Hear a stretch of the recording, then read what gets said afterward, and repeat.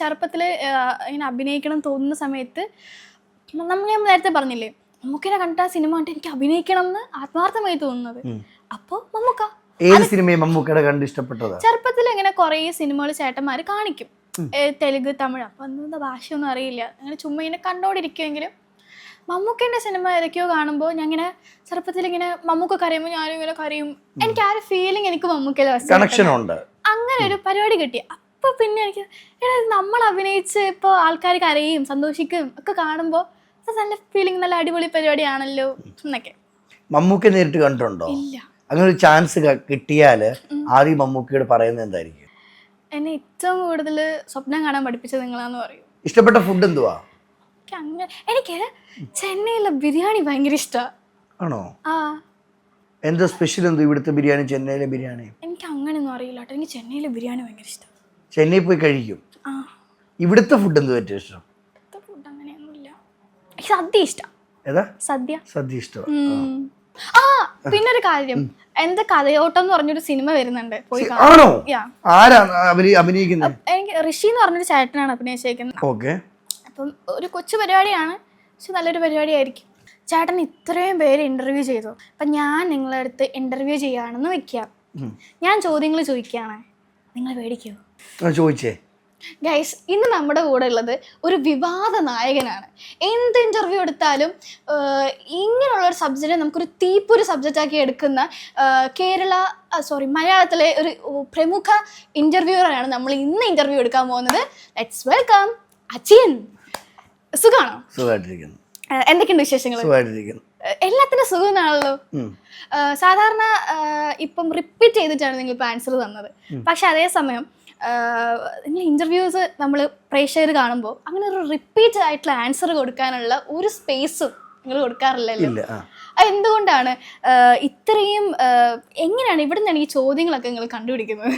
തന്നെ തോന്നുന്നതാ സ്പോട്ടില് എങ്ങനെയാണ് ഇത്ര കോണ്ടന്റ് ഉള്ള ചോദ്യങ്ങൾ ചോദിക്കുന്നത്? ബാഡ് കമന്റ്സ് കാണാറുണ്ട്, ഏതാ ഇവൻ എന്നൊക്കെ പറഞ്ഞിട്ട് അപർണ കണ്ട ബാഡ് കമന്റ്സ് ഒന്ന് പറഞ്ഞു എന്നെ പറ്റി. ഞാൻ ഇപ്പഴാ മുമ്പ് വായിച്ചതാ.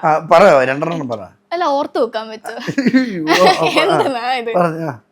അപ്പൊ അങ്ങനെ ഒരുപാട് ബാഡ് കമന്റ്സ് നേരിടാറുണ്ട് എന്ന് അറിയാം. ഈ ഇന്റർവ്യൂ കണ്ടുകൊണ്ടിരിക്കുന്ന ഒരുപാട് പേർക്ക് അറിയാം, ചിലപ്പോൾ തോന്നിയിട്ടുണ്ടാവാം.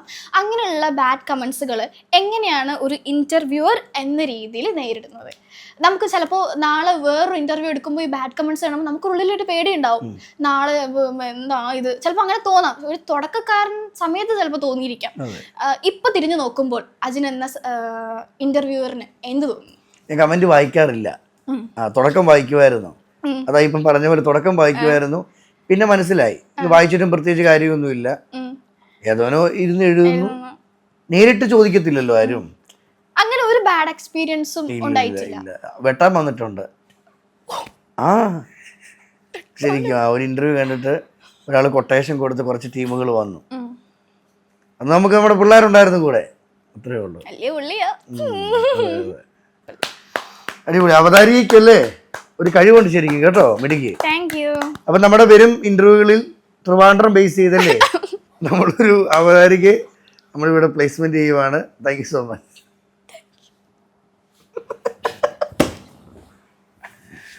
ഈ ഫ്രീ ടൈമിൽ ഏറ്റവും കൂടുതൽ ചെയ്യാൻ ആഗ്രഹിക്കുന്ന കാര്യം എന്തുവാ? കിടന്നുറങ്ങുക, റീൽസ് കാണുക, വായി നോക്കുക. ആരെ? ഹായ് അപർണ. ഹായ്. ഒരു വാർത്ത சொல்லட்டுமா? சொல்லுங்க. எனக்கு எவ்வளோ அழகு. Thank you. நான் ஏதோ சொல்லணும்னு நீங்க எதிர்பார்க்கீங்களா? ஆமாம். என்ன எதிர்பார்க்கீங்களா? இங்க ரொம்ப நாளா இருக்கு. என்ன? புரியல. உங்க எவ்வளோ அழகு. Thank you. மனசால உன்னை பிடிச்சு.